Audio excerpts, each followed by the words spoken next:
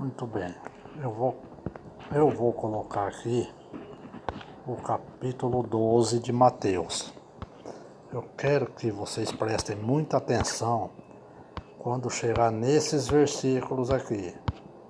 Vou mostrar aqui para vocês aqui o versículo 43, 44 e 45. Prestem muita atenção aqui nesses versículos.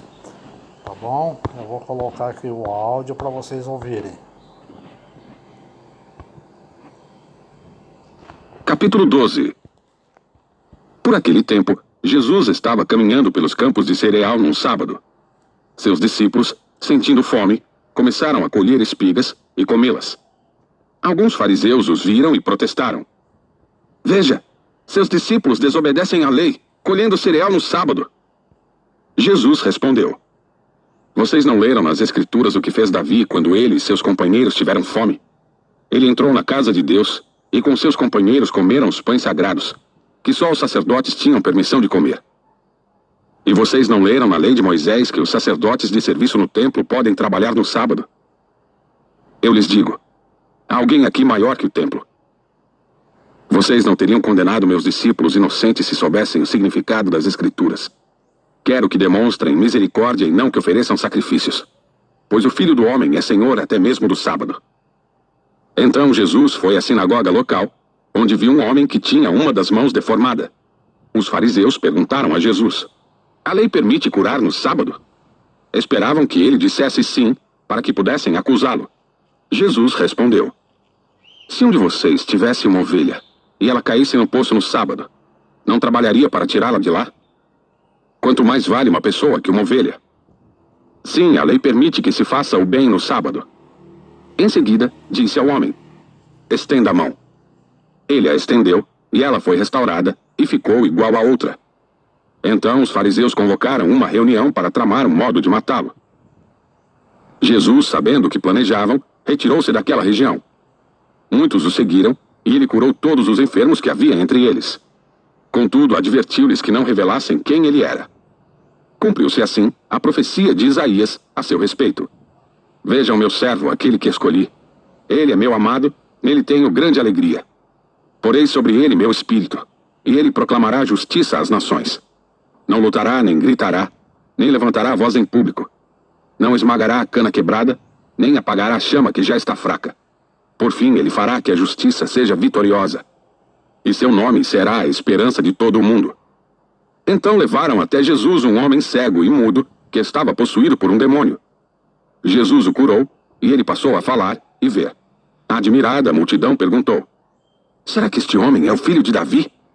No entanto, quando os fariseus souberam do milagre, disseram, ele só expulsa demônios porque seu poder vem de Beelzebu, o príncipe dos demônios. Jesus conhecia os pensamentos deles e respondeu, todo reino dividido internamente está condenado à ruína. Uma cidade ou família dividida contra si mesma se desintegrará. Se Satanás expulsa Satanás, está dividido e luta contra si mesmo. Seu reino não sobreviverá. Se eu expulso demônios pelo poder de Beelzebu, o que dizer de seus discípulos? Eles também expulsam demônios, de modo que condenarão vocês pelo que acabaram de dizer. Mas se expulso demônios pelo Espírito de Deus, então o reino de Deus já chegou até vocês. Afinal, quem tem poder para entrar na casa de um homem forte e saquear seus bens? Somente alguém ainda mais forte. Alguém capaz de amarrá-lo e saquear sua casa. Quem não está comigo, opõe-se a mim. E quem não trabalha comigo, na verdade, trabalha contra mim.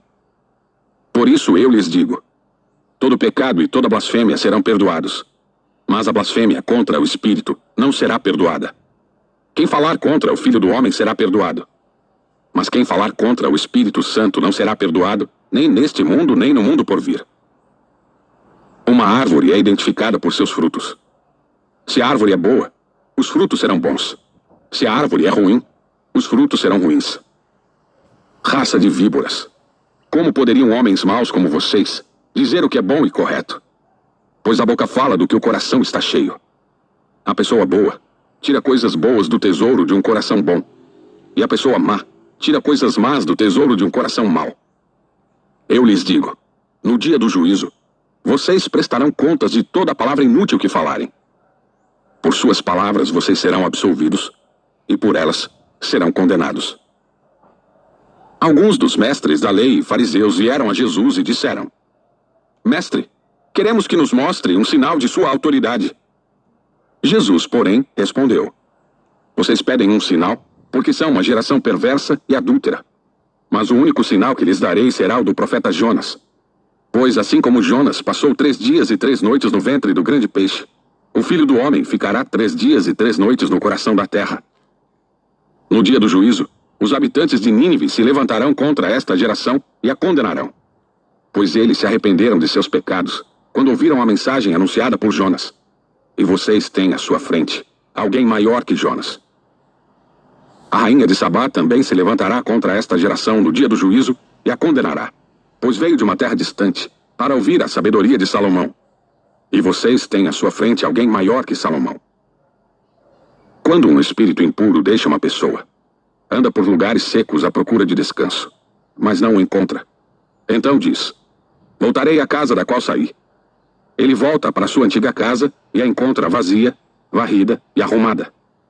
Então o espírito busca outros 7 espíritos, piores que ele, e todos entram na pessoa e passam a morar nela, e a pessoa fica pior que antes. Assim acontecerá com esta geração perversa. Enquanto Jesus falava à multidão, sua mãe e seus irmãos estavam do lado de fora, pedindo para falar com ele. Alguém disse a Jesus: Sua mãe e seus irmãos estão lá fora e querem falar com o Senhor. Jesus respondeu: Quem é minha mãe? Quem são meus irmãos? Então apontou para seus discípulos e disse: Vejam, estes são minha mãe e meus irmãos. Quem faz a vontade de meu Pai no céu é meu irmão, minha irmã e minha mãe. Muito bem. Eu vou colocar de novo aqui nesses versículos 43, 44 e 45. Prestem atenção. E vocês têm à sua frente alguém maior que Salomão. Quando um espírito impuro deixa uma pessoa, anda por lugares secos à procura de descanso, mas não o encontra.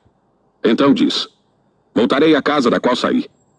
Ele volta para sua antiga casa e a encontra vazia, varrida e arrumada.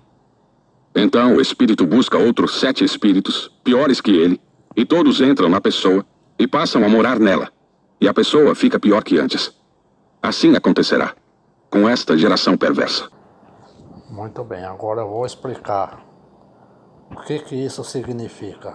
Eu vou colocar o áudio para vocês ouvirem. Prestem muita atenção. Resumindo e explicando a leitura de Mateus capítulo 12, versos 43 a 45. Recusando Jesus e o reino de justiça que ele traz, os homens ficam entregues a uma alienação maior do que aquela em que se encontravam antes da sua vinda. O que é alienação? A alienação é um instrumento religioso. A religião tem início no instinto humano, ou seja, no medo da morte, e por consequência no culto às divindades, com o intuito de manter com elas um relacionamento que os permita alcançar os favores por elas prometidos. Esse sentimento também atingiu a sociedade moderna, mas com menos rigor e influência, tendo modificado sistemas e ritos nas leis religiosas atuais. Essa mesma religião que fundará as sociedades antigas e as governou por muito tempo, igualmente moldou a alma humana e emprestou ao homem o seu caráter. Isso ficou infundido de tal forma, que em nome dos deuses muitos crimes foram cometidos sob a batida do cetro religioso. A alienação religiosa como tal ocorre na esfera da consciência, da interioridade humana, todavia, tem seus reflexos na vida real, pois foi a religião independente de sua ramificação que formou nosso caráter, nossa sociedade e nossa economia, e até hoje somos alienados pela sociedade também alienada, não forçadamente, mas construídas através do tempo nos mais diversos moldes. O que mantém as pessoas alienadas à religião é o medo e a dúvida, medo do inferno, medo dos espíritos que vagueiam em nosso espaço, ora agindo a favor, ora perseguindo e perturbando o núcleo social, medo também de Deus, por entender ser Ele o ser supremo e detentor do controle da vida e de tudo o que existe. Os templos, sinagogas e mesquitas vivem lotados em função disso, vão lá mais por medo do que por amor. Os discursos litúrgicos possuem conteúdos ameaçadores. Quem desobedecer às regras fica vulnerável aos males e maldições do devorador. Com isso, os alienados contribuem por medo ou por interesse de adquirir bens materiais prometidos como resultado da contribuição. Os grupos religiosos brincam com malas de dinheiro arrancado dos fiéis sob pretexto da manutenção da casa de Deus. Os sucessivos escândalos dizem o contrário com provas autênticas de patrimônios em nome dos caciques detentores do monopólio da religião. Estão vendo? A pessoa que não aceita Jesus, né, cai nessas alienações, essas religiões que manipulam e exploram as pessoas.